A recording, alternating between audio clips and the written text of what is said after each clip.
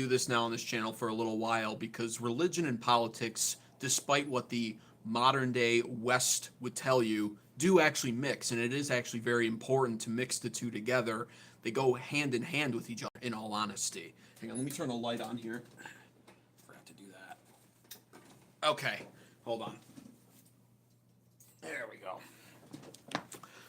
And I've been meaning to make this video because the more you discuss as a Christian nationalist, conservative, whatever, on these platforms, the more you get Christian liberals, which in my opinion is an oxymoron and shouldn't even be two words ever stuck together. Nevertheless, you get Christian liberals, you get secularists, and even atheists who have no right really to throw around the Bible, but do so anyway when it comes to the topic of immigration. They say, borders aren't biblical. God doesn't like borders. We're supposed to treat the strangers of our land really well. We're supposed to treat them better than ourselves in some cases. And what verse they're essentially quoting, by the way, when they say these things is Leviticus 19, verse 34, 33 through 34 rather. And the verse specifically says, when a foreigner resides among you in your land, do not mistreat them. The foreigner residing among you must be treated as your native born. Love them as yourself, for you were foreigners in Egypt. I am the Lord your God. And, you know, this verse, when you read it purely from an emotional aspect and standpoint, it does seem to contradict the conservative right-wing's movement here in America to build a border wall, to shut down the border, to deport illegal immigrants. It seems to shut down the very notion that there is a such thing as an illegal immigrant. But the reason why it appears that way, the reason why it seems that way, is because people, the problem that you have with a lot of modern day Christians, especially here in the West I'm referring to, is that feminism has breached Christianity and bastardized it. Feminism has promoted this new form of religion here in the West that they call Christianity that really just teaches you to only view the Bible from an emotional lens, never teaching you to actually study the Bible, only read it, only focus on how the verse makes you feel. And so with Leviticus 19:33 through 34, people read that, Christians read that verse, and they go, oh, that's so nice, yes, treat the foreigners so well, treat them very well, that's what we're supposed to do. They don't understand, one, the historical context at the time that this verse was being written, or two, nor they don't understand the actual ancient Hebrew text or what the words actually mean in the verse. They're only focused, just like a typical liberal is, on how the verse makes them feel. And so I'm going to debunk this myth that is being purported right here in the West nowadays over Leviticus 19:33 through 34, and over the fact that they say, well, the Bible's anti-border. It's not anti-border. It's not anti-border at all. In fact, the Bible is full of examples of God promoting borders and even establishing them himself on behalf of his people. Also, the Bible is full of God deporting people, and we're going to cover that a little bit later in this stream as well, because it's shocking to some people. It really is.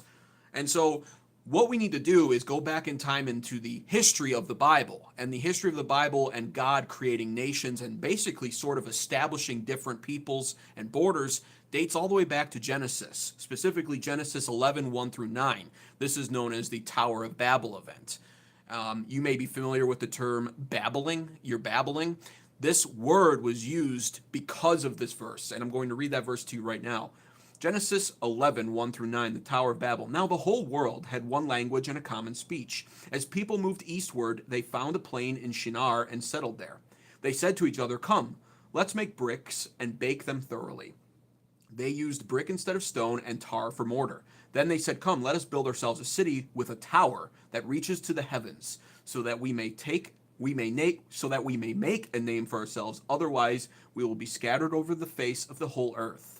Now, of course, at the time, God himself was watching his people, all of them, do this, and he was actually outraged at this notion. And so it says in verse 5, but the Lord went down to see the city and the tower the people were building. The Lord said, if as one people speaking the same language they have begun to do this, then nothing they plan to do will be impossible for them. Come, let us go down and confuse their language so they will not understand each other. So the Lord scattered them from there over all the earth, and they stopped building the city. That is why it was called Babel, because There the Lord confused the language of the whole world. From there the Lord scattered them over the face of the whole earth. God created the nations in this moment right here because mankind had united in sort of a mocking fashion against God, convinced that they could build a tower to the heavens. So God deliberately created the nations, and when he did so, we can see in other verses beyond this, for instance, Deuteronomy 32 verse 8, after God scattered the people into different nations, Deuteronomy 32 verse 8, when the Most High divided to the nations their inheritance, when he separated the sons of Adam, he set the bounds of the people according to the number of the children of Israel. God divided the nations, God set the borders. So you can immediately see right now the inherent problem with liberal Christians and secularists and even atheists, like I said, who really have no right to quote the Bible to you, but do so anyway without studying it. They fail to understand that God creates borders. He separates the nations. That alone almost destroys the Leviticus 19 verse 33 through 34 narrative, just in the context of the fact that God creates the borders. But when you really dive into, well, first and foremost, I wanted to cover Numbers 20:14 through 21 as well. This was a great example listed in the Bible. Hey, Silver Star Duster, thanks for joining, man. Thank you. Yes, you're welcome. We got to cover these topics, because the liberal Christians out here, which I said at the beginning of the stream, I'm sure you didn't hear it, you weren't here yet. Liberal and Christian is like an oxymoron. And yet here they are claiming all of these things.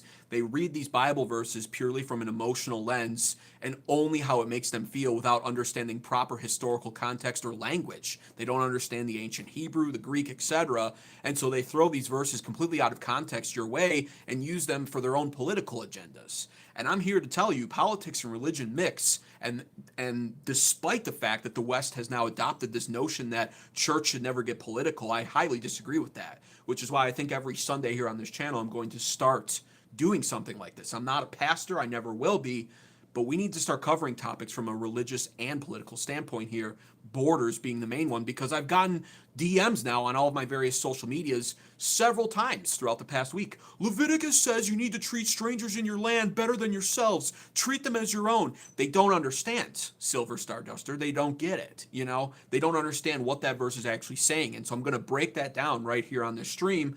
And first and foremost, I just established the context that God creates borders. It's all over the Bible. He creates borders. He deliberately separates nations. Later on, I'm going to cover how God's actually in favor of deportations, it would seem, according to the Bible as well. Be sure to subscribe right now to American Advocates. Give this stream a like as well, if you'd be so kind. It truly helps in the algorithm if you do. And by all means, continue chatting. That helps too. Anyways, I wanted to cover Numbers 20, verse 14 through 21 as well, because this is actually a prime example in the Bible of borders not only being established, but enforced. And it was actually being enforced against God's people who ultimately had to respect that enforcement of it. And this is the passage here. The passage through Edom refused.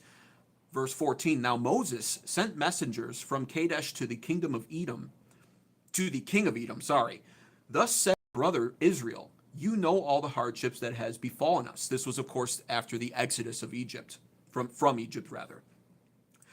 He says, you know all the hardship that has befallen us, how our fathers went down to Egypt, and we dwelt in Egypt a long time, and the Egyptians afflicted us and our fathers. When we cried out to the Lord, he heard our voice and sent the angel and brought us up out of Egypt. Now here we are in Kadesh, a city on the edge of your border.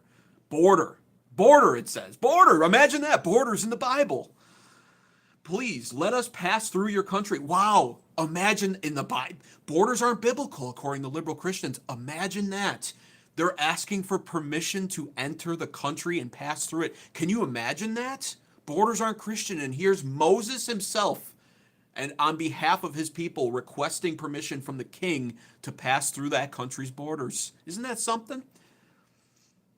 So he says, please, in verse 17, please let us pass through your country. We will not pass through fields or vineyards, nor will we drink water from wells. We will go along the king's highway. We will not turn aside to the right hand or to the left until we have passed through your territory. And so even more so, imagine not only in biblical times, Moses himself asking for permission to pass through a country, to pass through the country's borders, but also then pledging to not be a burden to that nation, pledging to not steal from their resources and to simply travel through it. Can you imagine that? That doesn't seem to go along with this liberal Christian narrative, does it? Verse 18, then Edom said to him, you shall not pass through my land, lest I come out against you with the sword. And so borders were not only established, but they were actively being protected at this time, and people were being denied the right to enter countries on occasion. Verse 19, so the children of Israel said to him, we will go by the highway, and if I or my livestock drink any of your water, then I will pay for it. Let me only pass through on foot, nothing more, please. Verse 20, then he said, you shall not pass through. So Edom came out against them with many men, a military force, and with a strong hand. Thus Edom refused to give Israel passage through the territory, and so Israel turned away from him. So not only are borders in the Bible, but people, God's people at this time, had to respect them, and they did respect them. And I want to use that now to go back to this verse that is always thrown in our face as conservatives, Leviticus 19:33 through 34. Of course, when a foreigner resides among you in your land, do not mistreat them. And so love them as yourself. You were foreigners in Egypt after all. What God is reminding the people of in this passage here is that you were just in Egypt. You were subjugated to Egypt. You didn't like the way Egypt treated you. So if foreigners are in your land, treat them better. It's basically God telling his people, don't be hypocrites. Treat foreigners in your land well. And I'm going to dive into more historical context on that verse in just 1 second. I see loved by above. Even heaven has rules. You cannot enter any other way as a thief. Correct. I was actually going to use that as an example towards the end of this stream, loved by above. Heaven and hell are separated by a border. Imagine that. Can you imagine a Christian liberal? I got to use quotes because Christian and liberal should never be two words put together, but somehow it exists here in America. Can you imagine a Christian liberal getting to heaven and then going to God on the throne and saying, God, why is the border closed between heaven and hell? God, why?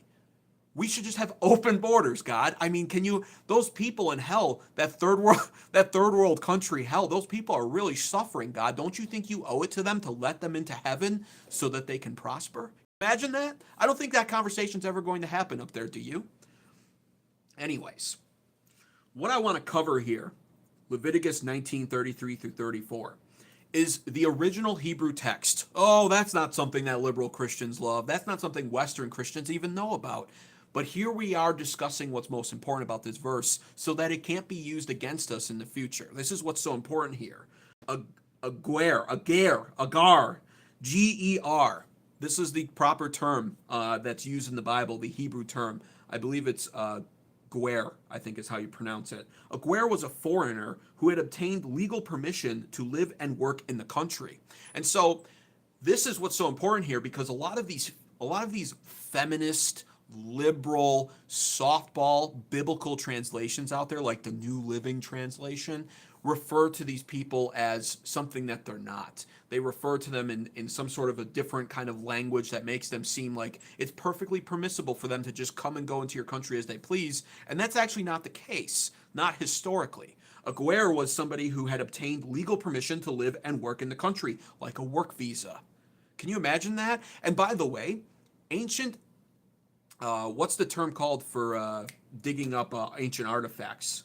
It's not paleontology, it's archaeology. Archaeologists have discovered, by the way, clay tablets, and the text written on those tablets are lawful texts from certain countries. I believe Egypt was one of them, that actually show that work visas were a thing back during biblical times. Actual similar work visa-like structures were established by law in a lot of these countries. And this verse, Leviticus 19:33 through 34, is talking about people who had observed that law. They were in that country at that time with God's people working.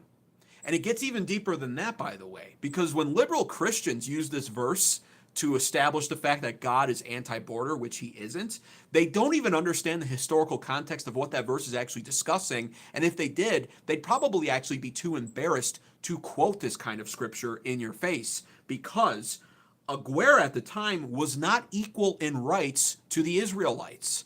They were there on work visas. They were there to add benefit to the country they were in via work and labor. And though they weren't slaves, they weren't technically owned by anybody, according to the research I did, they did not have equal rights to the actual natural born citizens in that country.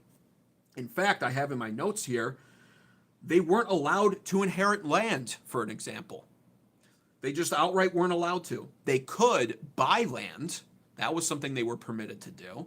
But even then, there's this little known fact about this Israelite culture at the time. It's called the Jubilee laws. And what I have written down notes-wise here is the Jubilee laws would roll in every 50 years. And according to these laws, it forced all purchased land back to the original Israelite owners in accordance with their inheritance. So it was basically more like long-term renting, in all honesty, with an eviction that was inevitable. This is what a Guer was, and this is what the stranger, by the way, Guer, G-E-R, the last three letters of the word stranger, right? That's why that exists like that. And this is what a Guer was. And so Leviticus 19:33 through 34, treat the strangers well, love them as yourself, for you were foreigners in Egypt. Now what I've established for you all here so you understand this is God is telling his people, don't be hypocrites. You were just in Egypt. You didn't like how you were treated. So treat the strangers, the Guers in your land, treat them well. Don't treat them like the Egyptians treated you. Don't be hypocrites. Number two, the Guers weren't actually equal to the citizens anyway, and God actually wasn't even instructing them to treat them full equal in accordance with the law, but to only treat them equal in accordance with the fact that they're other people, right? And so that's what this verse is establishing, most importantly. And in my stream yesterday, I also covered this. This is another important historical context thing here. Less actually important with this verse, but still relevant to the topic. And that is the fact that at the time these verses were being written, mankind as a whole was a lot more nomadic. Mankind as a whole also had very much different methods of travel. You didn't just get on a plane and fly somewhere in 3 hours and land, nor were there passports really created at this point in time, and nor were there cars. And so it wasn't uncommon for strangers to have to pass through your lands in order to get to the destination on the other side of it. And so this verse would also very likely be something that applies to that sort of a situation as well, where it's like, hey, these strangers are not here to live forever, but they are passing through. Treat them well on their way. But it never actually fully establishes the fact that they're here forever. And then when it's talking about these strangers, the Guers, those are people who aren't equal to the Israelite citizens to begin with. And if liberal Christians knew that, I guarantee you they would not be quoting that scripture at all. I guarantee it. But here they are throwing it in your face. I also have written down here, the Guer was so unequal that they had no say in picking nations' leaders, none of that. And the Bible even goes on to say to give them the glean of the fields, and the glean means the leftovers. And so I just want to establish that right now, right? Because you fast forward to modern day, for instance, and we treat these illegal immigrants so well, so well. And I'm not advocating for us to ever go out and do anything of the sort where we treat them like absolute shit. We just let the law do its thing, of course, obviously. But this verse is totally taken out of context from a historical standpoint, and we cannot continue to tolerate that. We need to educate ourselves on verses like this so that the liberals can't use our own religion against us. Now, I wanted to move on. What I found, by the way, Deuteronomy 32 verse 8, which I already said, I want to bring that up one more time real fast. It's talking about inheritance. And what I found interesting as well, to draw parallels with modern day when it comes to America, I view a lot of these illegal immigrants as messing with our American inheritance. I am a Christian nationalist. America is for Americans, right? And so when you tie in the actual historical context of Leviticus 19:33 through 34, and Deuteronomy 32 verse 8, which says, when the Most High divided to the nations their inheritance, when he separated the sons of Adam, he set the bounds of the people according to the numbers of the children of Israel. God creating the nations, establishing the borders, the inheritance that was promised to them, and also, of course, the Guers, who were the less than equal when it came to people on work visas living in this country. They were following the law. You fast forward to modern day, we have all these illegal immigrants in our country who aren't observing the law because they're not supposed to be here. If they observed the law, they would self-deport, and they're not going to. And not only are they not observing the law, but they're technically robbing Americans of their own inheritance. They're taking, listen, every illegal immigrant in America occupies space, straight up. Occupies space, takes up space via an apartment, via a house. However they go about doing it, that takes away from some American who has by right, or should have by right, access to those houses or apartments. Not only that, but then they take our food, they absorb our resources, which drives up the cost of living here. And so it's very unbiblical to allow illegal immigrants into this country. Loved by above. Do not take advantage of the lawful citizens or expect them to let you abuse their taxes to pay for all your wants and needs. Absolutely. Absolutely. This is really the case in point right here. Absolutely. And I'm going to keep diving into that, as well as the fact that border walls are biblical. That's what I wanted to cover next. This one will upset so many liberal Christians out there. Ready for this? So to recap everything up to this current point here before I move on. Leviticus 19:33 through 34 is not discussing illegal immigrants. It's actually outright in context with in proper historical context. It's discussing people who were on essentially work visas, living and working in the land, and who by no means had equal rights to the actual citizens of that land. It also was very likely discussing the context of people traveling through those lands temporarily to arrive at their destination somewhere else. Treat them well as well. It's also God reminding his people to not be hypocrites, because they had just been delivered from Egypt not too long ago, and they despised the way that the Egyptians treated them. On top of that, of course, God is the one who creates borders and separates nations originally. So there's also that. Now, it turns out that border walls even, yes, the glorious Trump wall that in another video I'll cover, Trump needs to get to work on that. But the glorious Trump wall that is being built at our southern border also tends to align biblically. And here's an example of that. Nehemiah 2:17 through 18. Then I said to them, you see the trouble we are in. Jerusalem lies in ruins, and its gates have been burned with fire. Come, let us rebuild the wall of Jerusalem, and we will no longer be in disgrace. I also told them about the gracious hand of my God on me and what the king had said to me. They replied, let us start rebuilding. So they began this good work. The Bible calls the rebuilding of the gates of Jerusalem and the wall itself good work. And why are those walls and gates being rebuilt, might you ask? Could it be to prevent people from just passing through the country without permission? Could that be a concept that's in the Bible that's referred to as good work? No, say it isn't so. So I wanted to bring that into the point too. So it's like God divides the nations. God creates the borders, oftentimes using natural means, rivers and mountains, which we still kind of do to this day. And then on top of that, God calls the building of gates and walls around these borders good work. Man, oh man, the liberals are down bad at this point. If you're only at a position where you can understand what these verses are actually saying, you can absolutely shatter their worldviews. And again, it's because, like I said, liberal and Christian doesn't make sense. It should not even be a concept. There's only one acceptable term that goes in front of Christian, and it's conservative. The Bible is all about the conservation of traditions and values. It's not about liberal anything. All right, let me swig some water here. I also wanted to throw this in here just as a little side tangent case in point. Deuteronomy 19:14 is another one that I found somewhat interesting.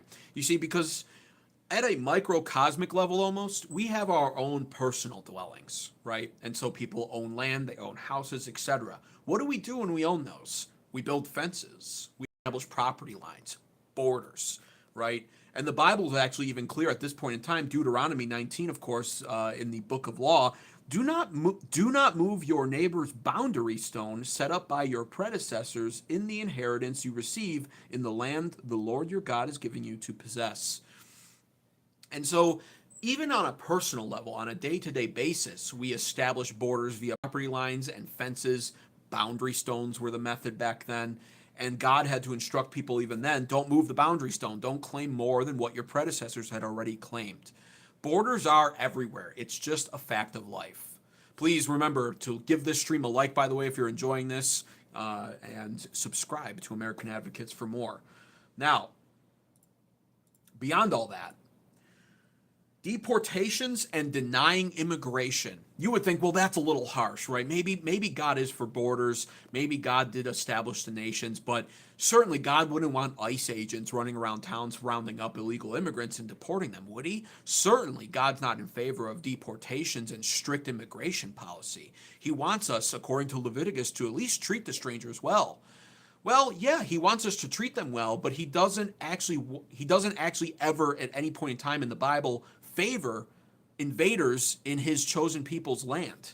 And so that's what I want to cover next with Exodus 23:31 through 33, which says, I will establish your borders from the Red Sea to the Mediterranean Sea and from the desert to the Euphrates River. I will give into your hands the people who currently live in that land, and you will drive them out before you. Do not make a covenant with them or with their gods. Do not let them live in your land, or they will cause you to sin against me, because the worship of their gods will certainly be a snare to you. Does that sound like a God that just wants all people from all across the world to come into any land as they please and live there and be treated very well forever? It doesn't sound like that way to me. And what's important to note here, I'm going to cover this real quick right now, go off on another little side tangent here. The common argument for very uneducated, ignorant Christians, or at least people who claim to be Christian that are liberal, is that, well, that's the Old Testament, right? God created the new covenant in the New Testament. I'm going to cover that later on in this stream too, because that's also spoken very often in error, with a very often prominent lack of understanding of what the Bible actually is. God doesn't change. God was perfect since the beginning of time, and before that, he will forever remain perfect.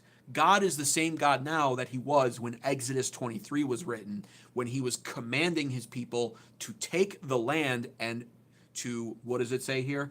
Drive out the current inhabitants before you. Drive them out of your land. Do not make a covenant with them. This is why Christian nationalism, in my opinion, is also so important. We need to identify the privileges that we have by being an American, and we need to preserve America as a country. We need to preserve our culture here. We need to preserve our religion here. We need to improve it, to be honest with you. And by allowing all of these foreigners in, we see so many examples of this. I cover on this channel, because this is mostly a political channel. I'm just doing this because it's Sunday.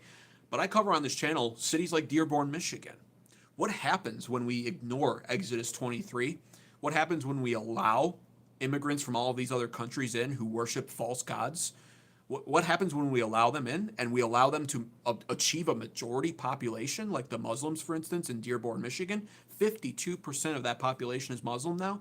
We see what happens. They wind up now telling Americans who are protesting various different cultural changes there that they're not welcome in that city anymore. They take it over outright. They change street sign names, right? I don't know if you pay attention to Dearborn, Michigan at all, but Osama Siblani Way, that is now the official name of a city street in Dearborn, Michigan, because it's 52% Muslim, because our country, for some reason, has decided to make a covenant with people all across the world. Our country has decided to allow all of these immigrants from third world countries who commit all kinds of heinous atrocities that the Bible condemns, like incest, the Somalians, for instance, or the Muslims who worship a false god outright and practice a demonic religion. We allow them into this country. And when we allow them in and when they achieve a majority, they finally feel comfortable enough to show their true face. And their true face is they don't like America. They don't like Christianity. They don't like Christians. And they want to change America to better reflect their own culture, which would essentially ruin America. And the Bible warns against this all of the time. Again, Exodus 23:32, do not make a covenant with them. After you drive them out of these lands I am giving you, deport them. Literally advocating for deportation. This is God instructing his people.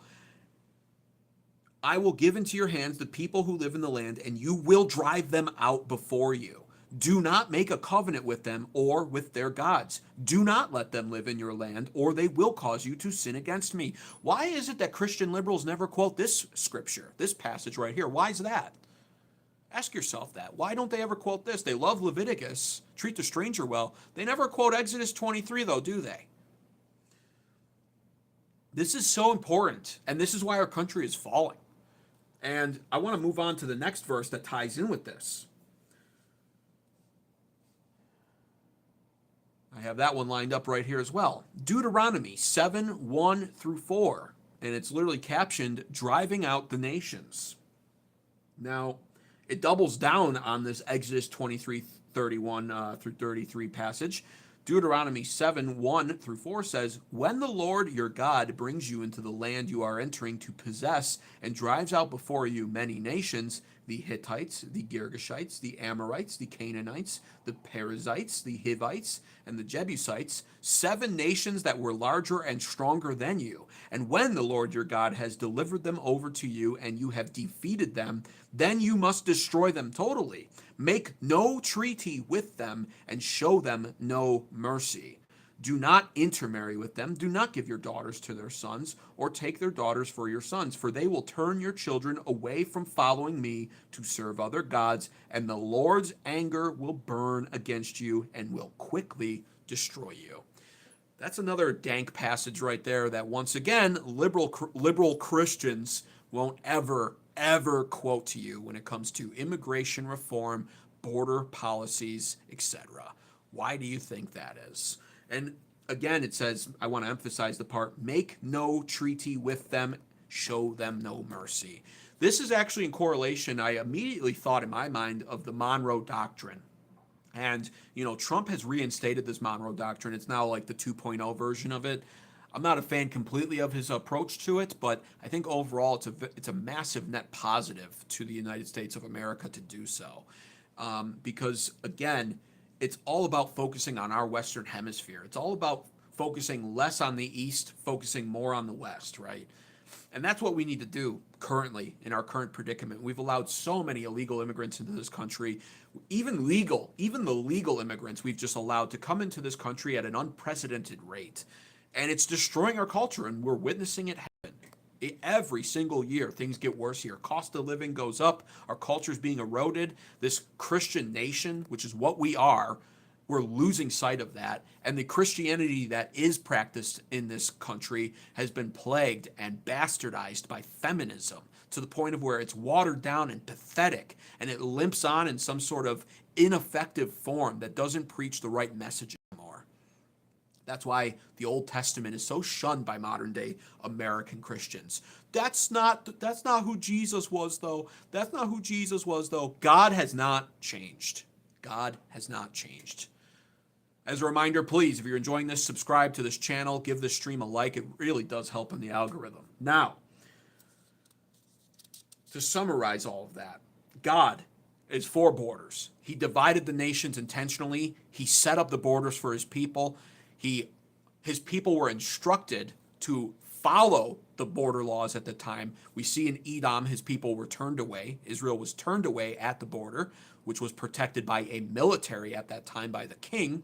We also see that God is blatantly in favor of protecting borders. Nehemiah rebuilt a border wall for Jerusalem, and we also see that God is openly in favor of deportations, where he at points in time literally instructed his people, I'm giving you this land, kick all of the current inhabitants out, do not allow them to live there, do not allow them to come back, make no treaty with them. Okay? That's where we're at currently. And I'm going to now cover the topic of the New Testament, right? Oh, but that was the Old Testament, and things are different now. God created a new covenant with us, and that's all different. I want to remind you immediately of Matthew 5:17-18. And this is where it's important to remember that God does not change. Matthew 5:17 through 18 is Jesus reminding everybody outright, because it's almost as if God knows everything and he could easily predict the argument being made that the Old Testament now is null and void. So, and what is the Old Testament mainly comprised of? The law. They are hand in hand, says love by above. Yes. So the fulfillment of the law, Matthew 5:17 through 18. Do not think that I have come to abolish the law or the prophets.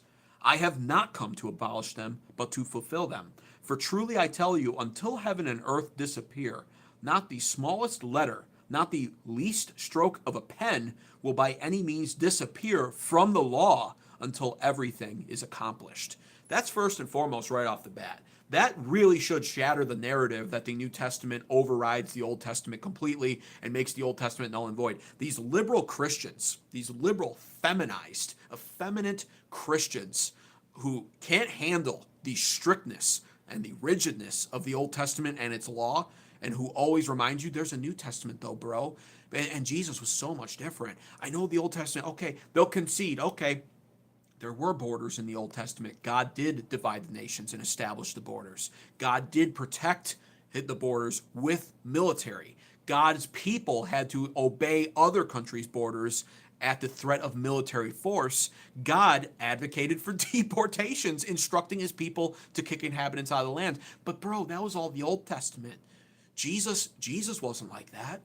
And in fact, Jesus literally says, that was the law, and it's still the law now. I have not abolished the law. That's where we're at right now.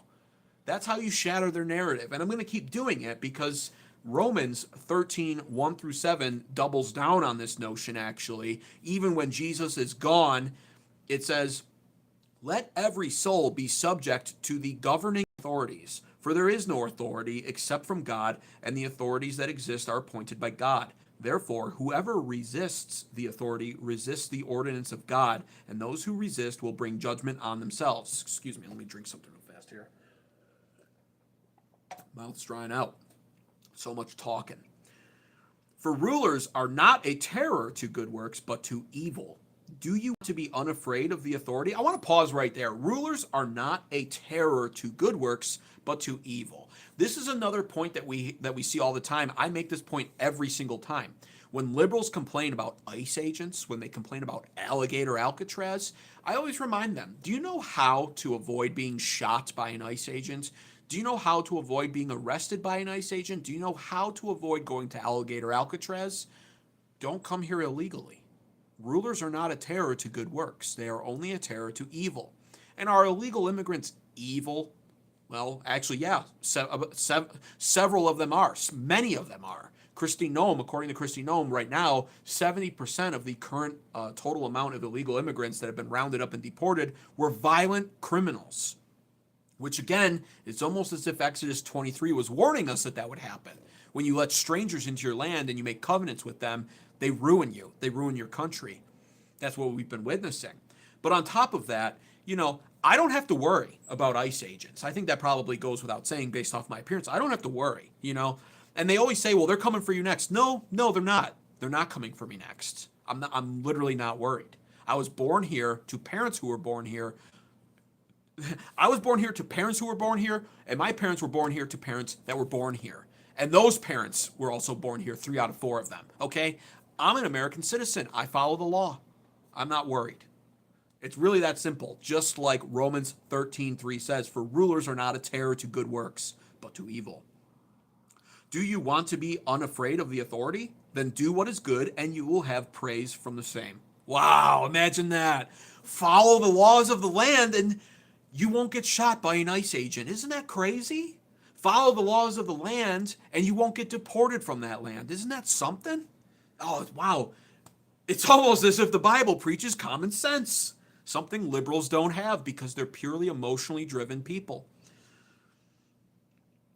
Verse 4, for he is God's minister to you for good. But if you do evil, be afraid. For he does not bear the sword in vain. For he is God's minister, an avenger to execute wrath on him who practices evil.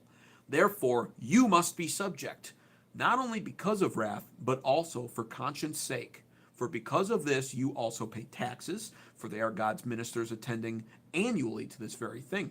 Render therefore to all their due, to whom taxes are due, customs to whom customs, and fear to whom fear, honor to whom honor.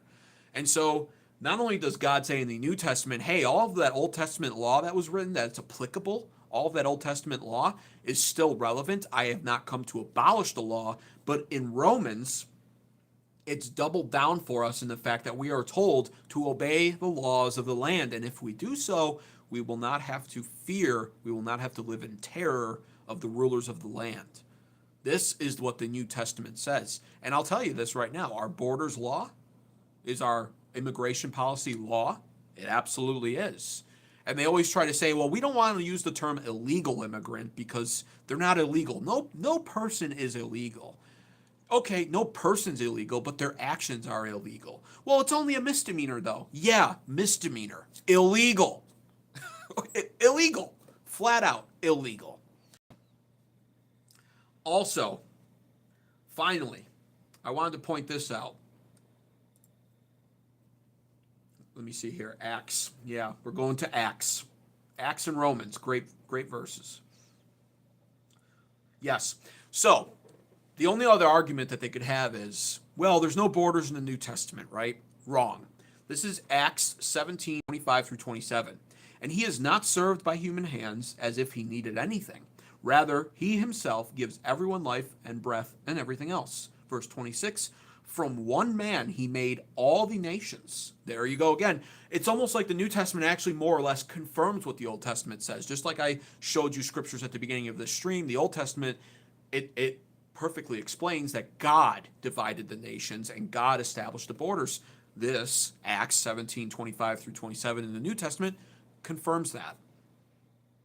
It says, from one man he made all the nations that they should inhabit the whole earth, and he marked out, listen up, he marked out their appointed times in history and the boundaries of their lands. God did this so that they would seek him and perhaps reach out for him and find him, though he is not far from any one of us.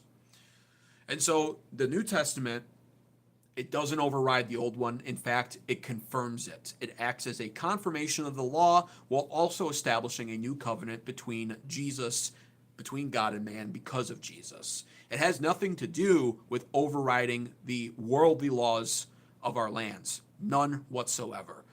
That's the messaging here in all of this. God divides the nations. God creates the borders. God instructs his people to defend the nations, to defend the borders. God advocates for deportations like we saw in Exodus 23, instructing his people to kick out the current inhabitants, show them no mercy, do not allow them ever to re-enter because they will destroy your culture, your land, and your religion. They will create false gods that will distract you. And God also literally is in favor of border walls, as we saw in Nehemiah. He's in favor of denying immigration, and we should be doing the same here in America. All of that is to say that we have lost our way, and if only America, being founded as the Christian nation that it is, was able to maintain that Christianity and those Christian principles up to the modern day. And they say that we have, but truthfully, we haven't. We have lost our way. We've embraced feminism, which has bastardized the religion. It's now all about what sounds mean. It's all about being kind nowadays. It's not kind to deny people access to your country when they live in a third world country. But just like we saw in the actual reality of Leviticus 19:33 through 34, like I explained, the verse that's so often used against conservatives when it comes to establishing borders and not allowing immigrants in your country, illegal ones especially, just like we saw there, it's all about what they can add value to your country, not what you can do for them. That verse is reminding us to treat strangers in our land well because they had been subjugated to Egypt before that and didn't like the way they were treated. But the fact of the matter is, those Guers, strangers, G-E-R, Guers, G-E-R, they were in that land and they were not equal in citizenship. They were unequal to the actual Israelite citizens, and they were there on work visas, adding value to the land, adding value to the people. And so God only advocates for immigration, in fact, when it comes to the laws of immigration being followed strictly, and when it comes to the immigrants being allowed into that land to add value to the people, his people, and the land. We've got it so backwards nowadays. Truly, we do. We literally, for some reason, feminized Christianity, this feminized country, has it so backwards. Oh, we need to help them. No, we don't actually. We actually don't need to help them. That's not actually in the Bible. We don't need to scour over the entire earth and find these third world hellholes and go and look at their inhabitants and go, oh my goodness, they're living in such squalor though. We need to save them. No, actually we don't. We actually don't need to do that. Because if we did that, America would be lost. We'd lose our culture, our country, everything about it. And we see that playing out at microcosmic levels like in Dearborn, Michigan, 52% Muslim population. This is the risk of indiscriminately allowing people into your country. And that's why here at on this channel, American Advocates, I advocate for Christian nationalism to reemerge once again. I advocate for a strong form of Christianity to rise, a form of Christianity that is masculine in nature as it was originally intended to be. And I advocate for leaders that protect our nation, establish the walls. We need to shut down immigration for the next 20 years entirely. It would not be unbiblical to do that. We need to fix everything that we have going on domestically. And then when we decide it's appropriate to once again reopen our borders, we need to start heavily discriminating on where we allow these immigrants to come from. And we need to do it on the basis of what their countries look like currently. Somalians, for instance, we should not allow any Somalians into America. They don't respect our religion. They don't respect our culture or our country. And they will only destroy us like we are seeing in Minneapolis right now. They defraud our government, they send the money back to their country, and they despise us. Same with a lot of the Muslims in Dearborn, Michigan. These are just two examples. And it will only get worse if we continuously remain foolish about our current immigration. We need to heal, says Loved by Above. Amen. Thank you, man. Thanks for staying. You've been tuning in for pretty much the whole stream. I appreciate that. Son of Steve. Wait, I've been told that twice now. I don't know if it was by you the first time on my stream a day or two ago, but I've never had comparisons to Stephen Miller ever before. I kind of take it as a compliment, I guess. I'm not bald though. I'm just wearing a beanie hat. I'm not bald like Stephen Miller, but he is kind of a savage, so I guess I'll take it as a compliment. Thank you. That's the whole point, though. That was why I wanted to get on and go live and create this episode here of American Advocates, because we've got to do better, and we've got to get to a point where we're really, truly understanding what the Bible is, what it means, what it preaches on immigration. We need to be proud to be Americans again, and we need to redefine what it means to be an American. We need to redefine what it means to come here as an immigrant, right? So like I was saying, take a look at the countries we allow these immigrants from, and after we've shut down our borders for 10 to 20 years, ideally, if we ever get to a point where we agree to do that, when it's time to reopen them, discriminate, openly discriminate. That's really what I advocate for here as an American, because when you don't, you wind up with cities like Dearborn, and these countries suck. These people don't add value here, and on the basis of immigration, it's not about what you can do for the people. Ask not what your country can do for you, ask what you can do for your country. That's the point. That's the point in all of this. And God, as I've just demonstrated over the last 45 minutes, is in favor of this approach entirely. I hope you got some value out of that. If you did, be sure to subscribe right now to American Advocates. I usually don't get this religious. This is a political channel. I actually have kind of a foul mouth. I think it was because I was discussing the Bible and how unacceptable it would be to swear. I think I managed to not say a single swear word. So if that's something that bothers you, don't stick around, and I totally understand.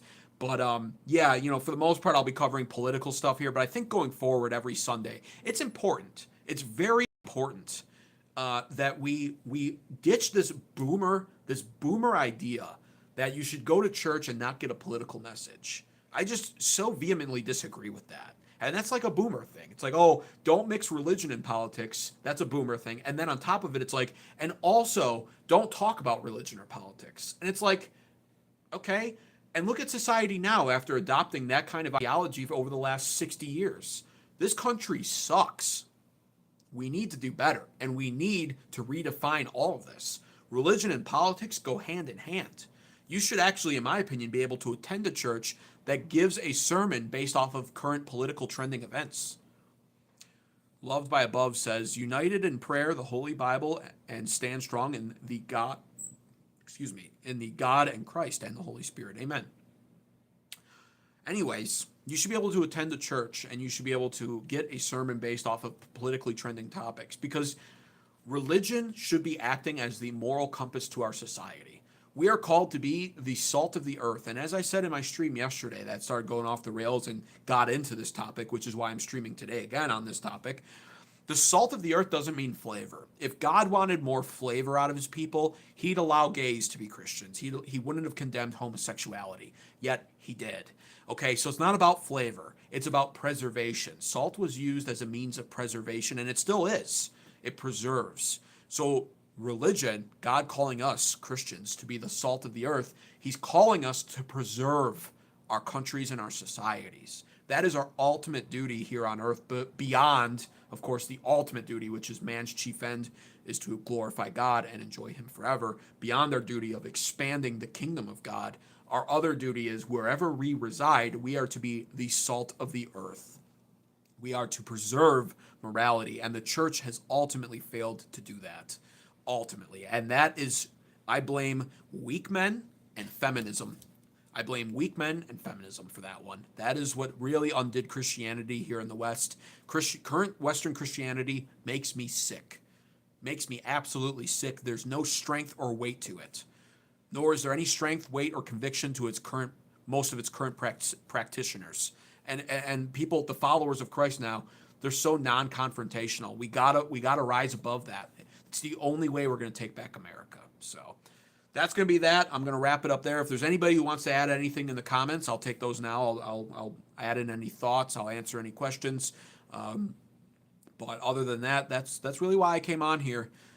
It needs to be said, and you can't allow these liberals. If an atheist is quoting scripture to you, disregard it. I don't even acknowledge it. An atheist has no right to quote scripture that they don't believe in.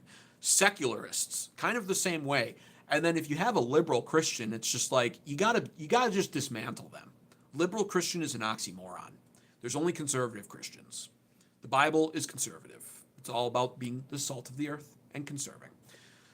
That's going to wrap it up, though. Thanks so much for anybody who tuned in, gave the stream a like. Appreciate you. Be sure to subscribe to American Advocates for more content. I'll be doing something like this maybe every Sunday going forward. It's important. Thank you. Glory to America. God bless the USA, and God bless you.